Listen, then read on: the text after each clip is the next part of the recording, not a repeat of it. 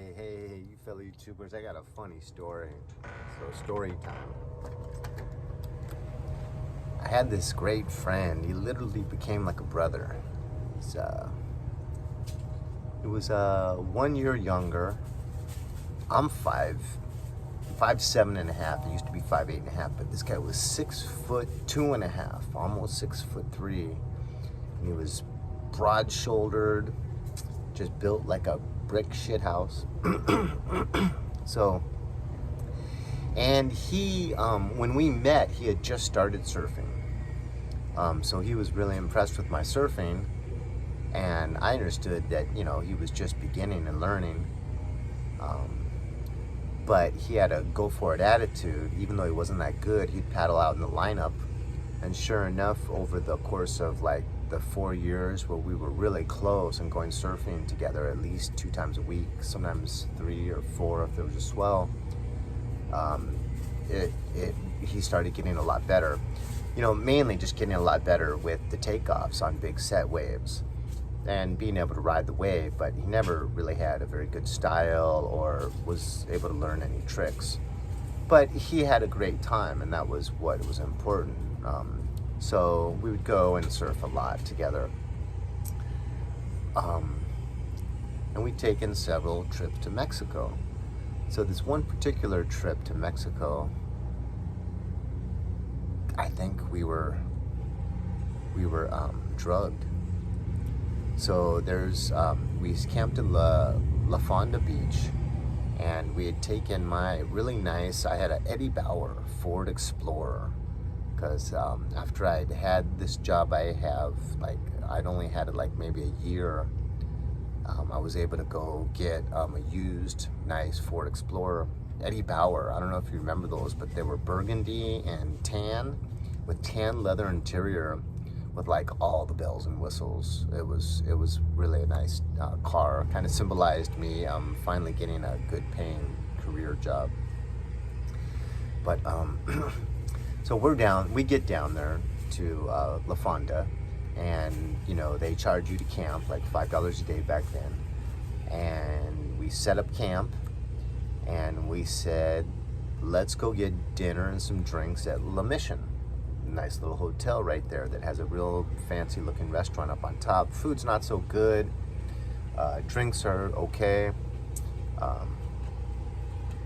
It's mainly the hotel next door called La Fonda that's got great food and great drinks. So, but anyways, I don't know why we went in. Oh, because they had margaritas. I think they were $1.50. They were served in these little plastic cups. A lot of ice. So that's why we went there. So we went to La Mission, and we actually didn't eat. So we just went there for the cheap margaritas, and I only remember ordering the second one, and same with him. We both blacked out at this point in time. So one little tiny margarita in a little tiny plastic cup, and we're starting to black out. We don't remember like anything more than ordering that second drink and having like the first sip off the second drink, and jump forward to the morning because we blacked out. We didn't remember anything. And I wake up at like I mean, it's bright and sunny and warm. It must have at least been 8 or 8:30, possibly 9. I wake up in the driver's seat of my car with the car door open and me still kind of hanging on the car door. So I'm kind of partially in the seat and I'm partially hanging on the door. That's how I slept all night, apparently. Because I look down, as I wake up, I look down at the interior of the car door, and it's just covered with throw up. And it had a little pocket down here on the bottom of the door that's just full of throw up. At first, when I looked at it, I didn't recognize it as throw up. I'm like, someone jacked up my car. What happened? Then I see all the throw up in the pocket down the bottom of the door and realize, oh, that's my throw up. And so then I'm like, oh man, this is terrible. And then my car is still, the keys are still in the ignition. And And I get out of the car, take the keys out, and I go over and I see my friend Derek lying. All he's got on is his board shorts, just his surfing shorts. And he's lying in the fire pit. Obviously, there's no fire, but there's all the ashes left and coals left over from the burnt wood. And he's covered in soot. And he's sleeping on rocks. So this was not normal. I think we got rohypnol or whatever. I don't know. But then the next, so then I wake him up and I'm like, kind of laughing. I'm like, you need to get out of the fire pit. So he kind of wakes up. He's like, what? Oh, God. And then we start talking. We're like, what happened to us? I only remember that first drink. That second drink, I remember ordering it, maybe taking a sip, and that's it. What happened to us? And then as we're like talking like this, some guy comes up and says, hey, are you guys all right? And we're like, considering the circumstances, yeah, I guess.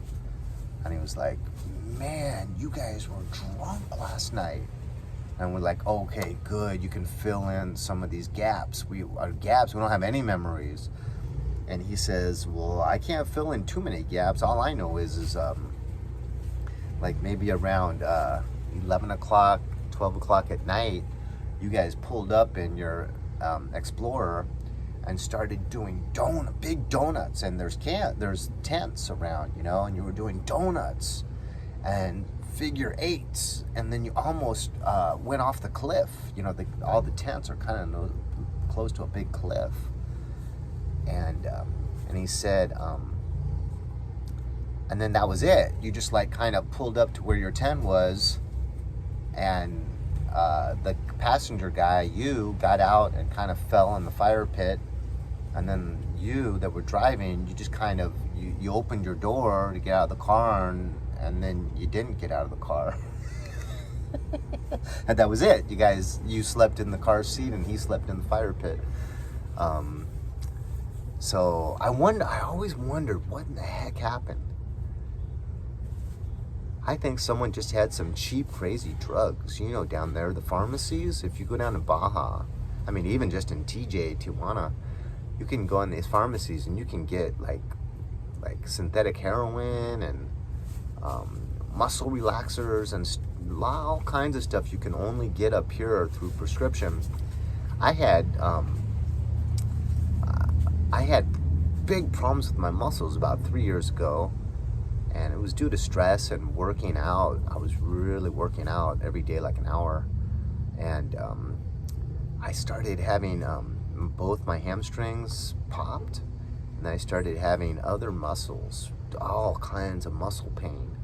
And so my friend and I, we had a good little event to go down in real cool, like 3-day rock concert with surfing. There's a surf spot right out front. Oh, it's just a big fiesta. But on the way down there, we stopped in Ensenada and I got some muscle relaxers, and they were the real deal. They really worked. And it's funny, I had this huge issue, but I couldn't even get that from doctors. I couldn't get them to prescribe it to me. So thank God for Mexico. But I think someone just had some cheap, crazy drug and poured it in our drink to have fun watching us act out of sorts. So I hope you enjoyed the story. Hit like, dislike, leave a comment, share the video, subscribe, and I guess be careful when you drink $150 margaritas in Mexico. Adios.